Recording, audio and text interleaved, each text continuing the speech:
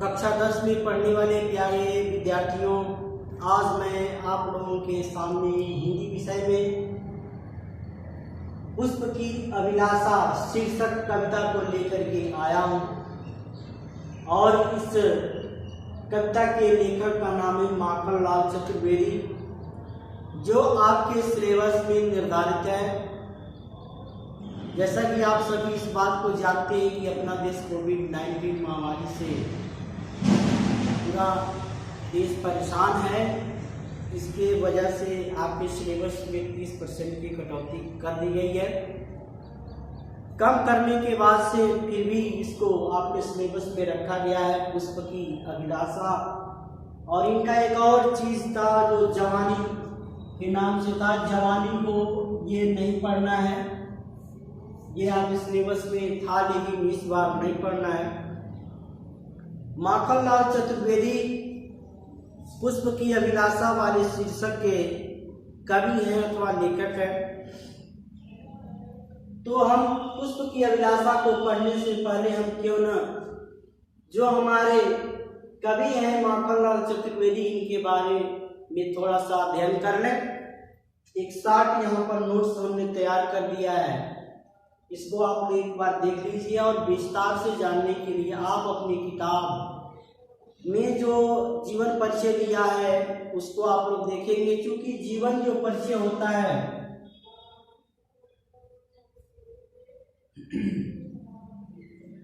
जीवन परिचय हर साल पूछता है, तो किसका पूछ देगा कोई नहीं जानता है। और ये 3 नंबर का होता है, ठीक है। तो 3 नंबर प्राप्त करने के लिए पूरा जीवन परिचय आपको पढ़ना होगा, लिखना होगा, बढ़िया से नोट्स तैयार करना होगा। चलिए शुरू करते हैं।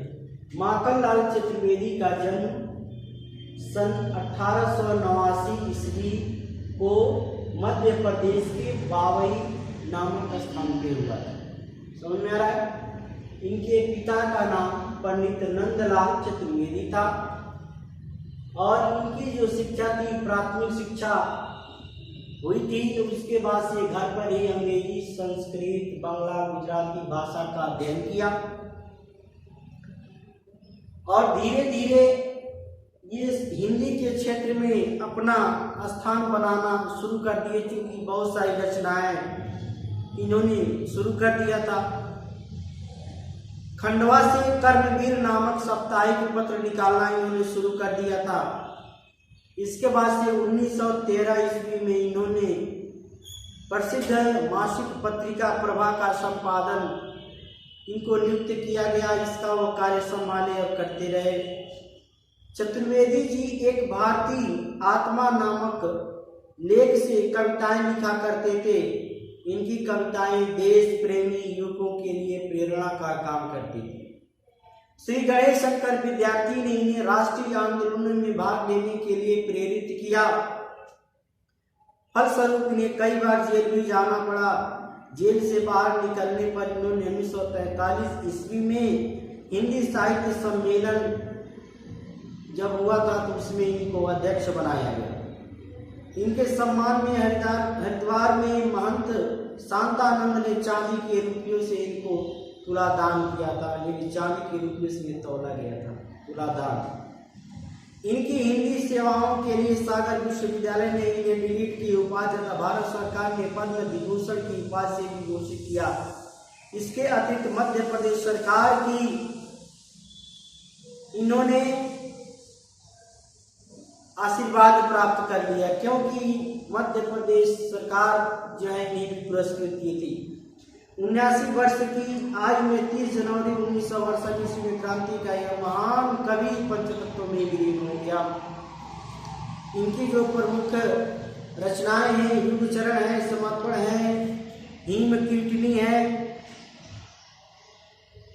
और कृष्णार्जुन युद्ध है, आदि इनकी प्रमुख रचनाएं हैं जो देखने को मिलती है। भाषा शैली में लिखेंगे। चतुर्वेदी जी की भाषा ओजपूर्ण है। इन्होंने खड़ी बोली का अधिक से अधिक प्रयोग किया है। इनकी भाषाओं में बोलचाल के प्रयुक्त शब्दों के साथ साथ उर्दू फारसी के शब्दों का भी प्रयोग हुआ है। इनकी भाषा में एक विचित्र प्रकार की सरलता और मिठास है। इनकी गीत शैली और अभिनय शक्ति का अत्यधिक प्रयोग अपने काव्य में इन्होंने किया है। हिंदी साहित्य में स्थान के लिए लिखेंगे, यह देश के उत्थान के लिए अनेक प्रकार की रचनाओं को समाज के सामने प्रस्तुत किया। अपना सर्वस्व न्यौछावर करते हुए अपने देश के लिए हमेशा तत्पर रहते थे। माखनलाल चतुर्वेदी राष्ट्र प्रेमी कवि थे। उनका नाम तथा उनकी कवियों में अमरता होने के लिए उनकी रचनाओं को देखा जा सकता है। चलिए अब शुरू करते हैं पुष्प की अभिलाषा। यहाँ से चाह नहीं मैं यहाँ से काट करके जामे वीर अनेक, जामे वीर अनेक। चलिए देख लेते हैं। और ये मोस्ट इम्पॉर्टेंट है, मोस्ट इम्पॉर्टेंट यहाँ भी हमने लिख दिया है। मोस्ट इम्पॉर्टेंट है 2021 के लिए, ठीक है, ये पूछा जा सकता है। चाह नहीं मैं सुरबाला के गानों में गूंथा जाऊं, चाह नहीं प्रेमी बाला के बिंद प्यारी को लड़ जाऊं, चाह नहीं सम्राटों के सौ पर हे हरि डाला जाऊं, चाह नहीं देवों के सिर पर चढ़ूं भाग्य पर इटलाऊं, मुझे तोड़ लेना वरमाली उस पथ पर देना तुम फेंक, मातृभूमि पर शीश चढ़ाने जिस पथ जामे वीर अनेक।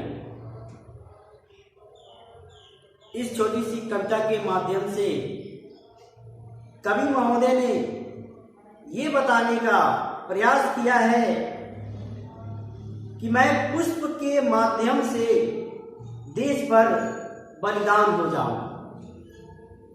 इस पद्यांश में कवि ने पुष्प के माध्यम से ही देश को बलिदान होने की बात बताई। कवि कहते हैं, कवि स्वयं ये बात करता है कि चाह नहीं मैं सुरबाला के गहनों में गूंथा जाऊं। हे ईश्वर, मेरी यह अभिलाषा नहीं है कि मैं देव कन्या के आभूषणों में जड़कर उसके श्रृंगार की कोई वस्तु बनूं।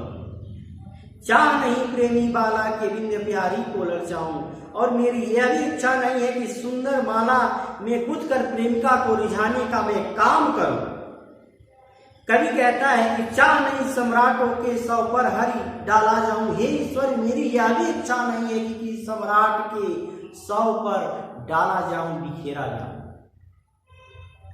चाह नहीं देवों के सिर पर चढ़ूं भाग्य पर इतलाऊं, और इसमें भी मैं नहीं चाहता हूं कि मैं किसी देवता के सिर पर चढ़ावा के रूप में चढ़ाया जाऊं।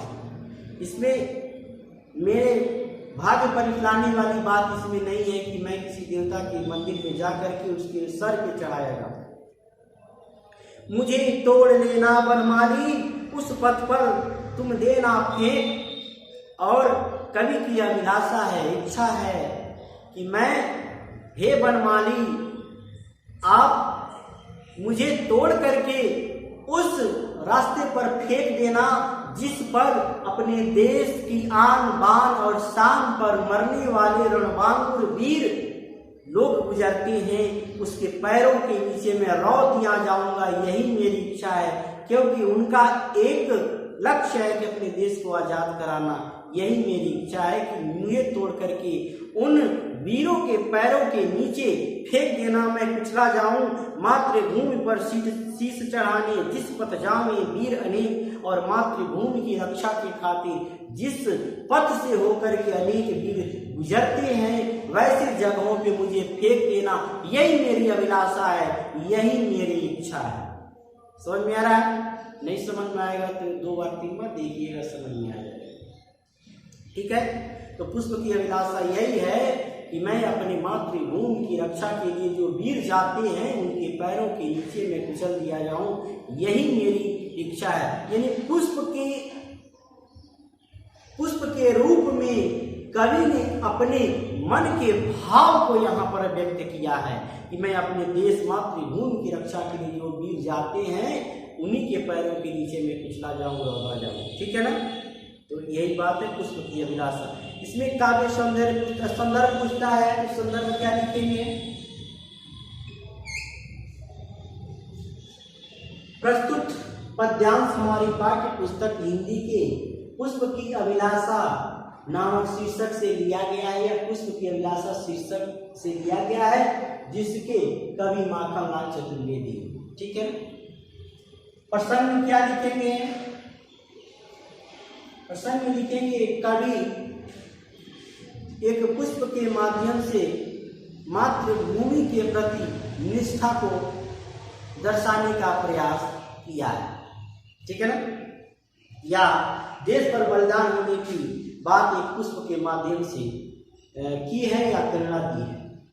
व्याख्या में आप लोग बता देंगे कि कवि महोदय चाहते हैं कि मैं एक पुष्प के रूप में यदि हूँ, जन्म लूँ चाहे हूँ, तो मेरी इच्छा यही है कि मैं किसी सुबाला के गहनों में न गुथा जाऊँ, किसी प्रेमी के किसी माला के रूप में न गुथा जाऊँ जो प्रेम का रिझाने का काम करता है। मैं उस सम्राटों के शव पर भी न चढ़ाया जाऊं जो बहुत ज़्यादा नाम कमाए हैं। मैं उस मंदिर के देवताओं के सिर पर भी न चढ़ाया जाऊं और चढ़ाऊं कि मेरा भाग्य बहुत अच्छा है कि मेरे देवता के ऊपर चढ़ा दिया गया। मुझे वनमाली आप मुझे उस पथ पर फेंक देना जो अपने देश की मातृभूमि की रक्षा के लिए जो वीर जवान जाते हैं, आगे बढ़ते हैं, उनके पैरों के नीचे कुचला जाऊं। यही मेरी इच्छा है, यही मेरी अभिलाषा है। ठीक है ना। और काव्यगत संदर्भ की ये व्याख्या लिख देंगे आप, जैसा हमने बताया है, और उसके बाद से होता है काव्यगत संदर्भ।